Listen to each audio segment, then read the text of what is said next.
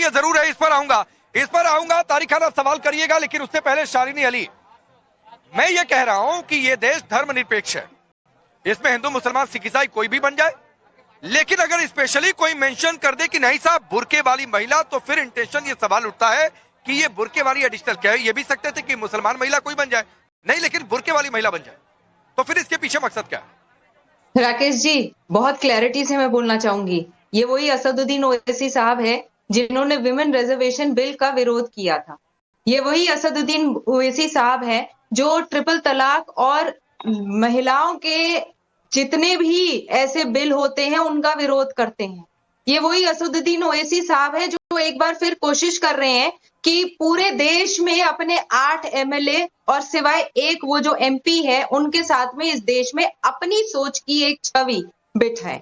आप मुझे एक बात बताइए, एक मुस्लिम महिला, मैं भी हूँ सिंह साहब आपकी बेटी, मैं भी हिजाब और बुर्का नहीं पहनती हूँ, पर हाँ किसी मस्जिद में या मदरसा में जाती हूँ तो सर पे दुपट्टा जरूर ले लेती हूँ as a sign of respect. मैं किसी के ऊपर अपनी सोच नहीं थोप रही हूँ। असदुद्दीन ओवैसी साहब को भी कोई हक नहीं है कि वो हिजाब या बुर्का का एक बार फिर पॉलिटिसाइज्ड तरीके से इस्तेमाल करें। जब हम देख रहे हैं कि एक देश में आग लगी हुई है हिजाब और बुर्का को लेकर, it is not an essential item of Islam. वो एक बैरिस्टर है और मैं उनकी रिस्पेक्ट करती हूँ क्योंकि वो बहुत पढ़े लिखे हैं, पर मैं उनकी उतनी डिसरिस्पेक्ट इसलिए करती हूँ क्योंकि वो अपनी तालीम का गलत तरीके का प्रयोग करते हैं। नौजवानों के बीच में जाकर एक अलग प्रकार का एक प्रथा लाने की कोशिश करते हैं, सोचते हैं कि वो अकेले एमपी और अपने 8 एमएलए के साथ। आदिल बार बार इशारा कर रहे हैं, मैं फिर आता हूँ। आदिल फिर वही सवाल, मुसलमान महिला पीएम बन जाए ठीक है, लेकिन बुर्के वाली तो शालिनी ने कह रही है कि दरअसल आप एक सोच थोपना चाहते हैं, और सवाल उस पर है, दिक्कत उससे। राकेश भाई, हम चाहते हैं सबको हिस्सेदारी मिले। हम आरएसएस का ऑर्गेनाइजेशन थोड़ी है कि आज तक कोई दलित, पिछड़ा, अति पिछड़ा, आदिवासी, महिला संचालक नहीं बना। हम तो चाह रहे सब बने। मैडम बीच में मत बोलिए, बीच में चप चप मत बोलिए, मैडम बीच में मत बोलिए। अपनी पार्टी में प्रतिनिधित्व क्यों नहीं दिया? मैम सुनिए राकेश भाई, हमने 5 लोकसभा भी प्रियंका चौधरी को लड़ाया, हमने विधानसभा भी लड़ाया, हमने पार्टी के स्टार कैंपेनर महिला को रखा। जो भी महिलाएं आएंगी उनका इस्तकबाल है। और अभी हम महिला कम्युनिटी को बॉम्बे से, मुंबई से, नासिक से, औरंगाबाद से, मालेगांव से, धुले से, सोलापुर से, कोल्हापुर से, पूना से, ऐसा कोई जिला नहीं है जहां एमआईएम चुनाव लड़ रही है, वहां महिला को हम चुनाव लड़ा रहे हैं। और अगर मुस्लिम महिला हो, दलित महिला, उसको हम प्रेफरेंस देते हैं क्योंकि हम चाहते हैं आज सम्मान बढ़े। पॉलिटिक्स में आए, मेरी ही पार्टी दी है। आदिल आपकी पार्टी में क्यों नहीं दिया? 5 नाम गिनवा दीजिए। चलिए 5 नाम गिनवा दीजिए, चलिए 5 नाम गिनवा दीजिए जो नेशनली एक्टिव है।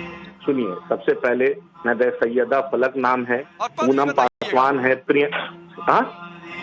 आप गूगल कर लीजिए, जाके देखिए बहादुरगंज में सैयदा फलक कराटे चैंपियन है और जाकर उन्होंने चुनाव कैंपेन किया पूरे सीमांचल में। प्रियंका चौधरी जी हैं, अनुराधा उपाध्याय जी हैं, पूनम पासवान जी हैं और शोभा मांझी जी हैं। आप जाकर गूगल करके बोलिए, मैं पूरा डिटेल आपको भेज दूंगा। और हैदराबाद में कम से कम 20 कॉर्पोरेटर हैं जो मुस्लिम महिला हैं और वो हिजाब भी लगाते हैं। डॉक्टर रुबीना थी, इससे पहले स्टैंडिंग काउंसिल की मेंबर थी हैदराबाद। तारिक खान कुछ सवाल पूछना चाह रहे थे, फिर मैं संदीप त्रिपाठी आ रहा हूँ। ठीक है सर, जवाब मिल गया। तारिक खान बोलिए। फिर इन्हें क्या आपत्ति थी रिजर्वेशन बिल की? मेरा सवाल था रिजर्वेशन का। राकेश भाई, रिजर्वेशन में हम चाहते थे मुस्लिम महिला, ओबीसी महिला, दलित महिला को मिले प्रतिनिधित्व। हम वो चाहते थे, मुस्लिम महिला, दलित महिला, ओबीसी महिला को प्रतिनिधित्व मिले, सिर्फ अपर कास्ट डोमिनेट मुस्लिम रिजर्वेशन नहीं रहे। ठीक है आदिल भाई, हो गया। तारिक खान पूछिए, आप कुछ बोलना चाह रहे थे। जी, अभी बताया कि बहुत वाकई में बहुत अच्छी लगी मुझे आरपीएन सिंह साहब की बात। उन्होंने कहा कि बगैर हिजाब के महिलाएं आ रही हैं, जो कि होना भी चाहिए, और उन्होंने बताया कि बुर्का नहीं पहनती है, ये वो सब बताया, बहुत अच्छी बात है। क्या आज ये यहां से रिकमेंड करेंगे कि इन्हीं में से एक को, क्योंकि केंद्र में एक भी मंत्री नहीं है, एक बहन को उठाकर केंद्र में मंत्री बना दीजिए आप? ये आप दिखा तो रहे हैं, लेकिन आपने कितना सम्मान दिया मुस्लिम महिलाओं को जो बुर्का नहीं पहन के समाज में आगे आ रही है, सामने आ रही है। आपने मुस्लिम बुर्के वाली या बगैर बुर्के वाली छोड़िए, किसी मुसलमान को भी अपने यहाँ मंत्री या एमपी नहीं है, एक भी एमपी नहीं है 22 में। तो क्या सिर्फ आरपीएन सिंह साहब आज आप रिकमेंड करेंगे कि एक बहन को, इन्हीं में से एक बहन को मंत्री बना? लेकर आए। खैर आप 30 सेकंड में रिप्लाई करिए, फिर आगे बढ़ता हूँ। ठीक है, ठीक है, ठीक है, ठीक है। खैर इनकी जानकारी मिली है, कश्मीर से एक मुसलमान हमारा एमपी है, राज्यसभा में है, इनकी जानकारी मिली, परंतु वो इशू नहीं है। जो मूल बात है कि ये शायद ये भूल रहे हैं कि देश की प्रधानमंत्री के जी के जो स्कीम्स हैं, जो जन विकास की स्कीम्स हैं, उसमें 34% से ऊपर जो उनका लाभ है मुसलमानों को मिलता है। पॉपुलेशन 14 से 15%, 34% अधिक मुसलमानों को लाभ मिलता है। आपकी पार्टी की तरह नहीं है जो चिन्हित करते थे ये मुसलमानों का गाँव है, रोकानी में एक बार भी रुको एक बार सुनो, ये लोग क्या करते थे कौन सा मोहल्ला कौन सा गाँव मुसलमानों का वहाँ बिजली पहले जाएगी, हिंदुओं का गाँव में बिजली बाद में देंगे। ये इनके समय में होता था। आयुष्मान भारत मिलता है तो पूछ कर नहीं मिलता कि हिंदू है मुसलमान है।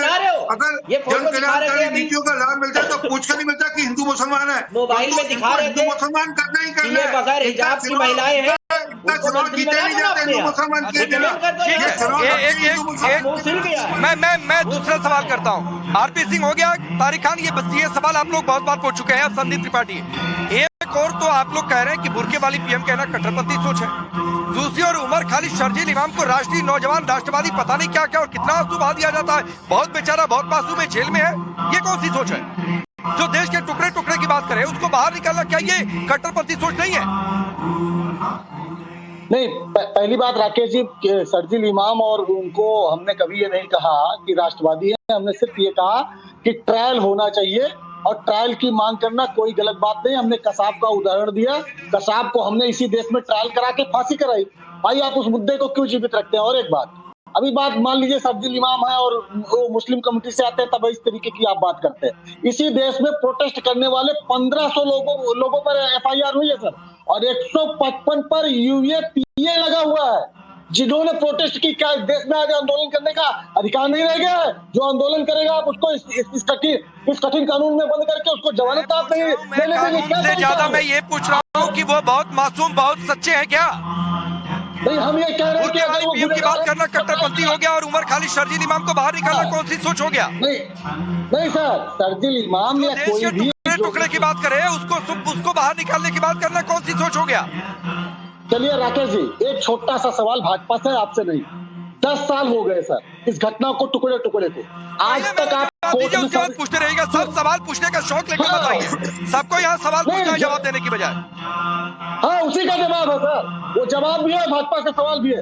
आप बताइए, टुकड़े टुकड़े की बात आप करते हैं, आरोप लगाते हो, 10 साल में आप चार्जशीट तक नहीं दाखिल कर पाते हो किन्होंने उन्होंने कहा, और आज तक साबित नहीं कर पाते हो। क्या तरीका है? आप आरोप लगाकर गंदी राजनीति करते हो और बदनाम करते हो, लेकिन आज तक एक नाम नहीं है। एक काम करिए, हटाइए उमर खालिद शर्जील के वकील को, आप खुद कोर्ट चले जाइए केस लड़ने के लिए। आप हटाइए, मैं कह चल रहा हूँ, खुद चले जाइए केस लड़ने के लिए अदालत में। अदालत ने कहा है आरपी सिंह की प्रथम दृष्टया ये सारी चीजें सही है, निकाला नहीं जा सकता, फिर भी इनको अब इनकी सोच क्या है आरपी सिंह?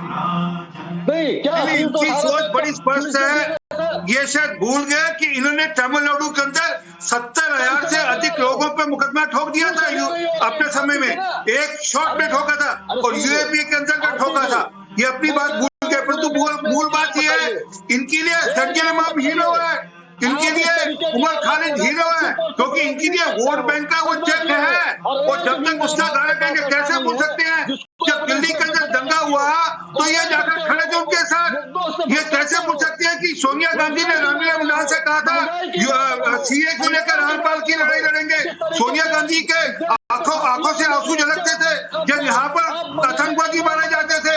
कैसे पूछ सकते हैं? अरे आपका जो सहानुभूति है आतंकवादियों को। मैं आप सबको रोकता हूँ। शालिनी, बहुत माफी के साथ बुर्के वाली पीएम से ये डिबेट शुरू हुई।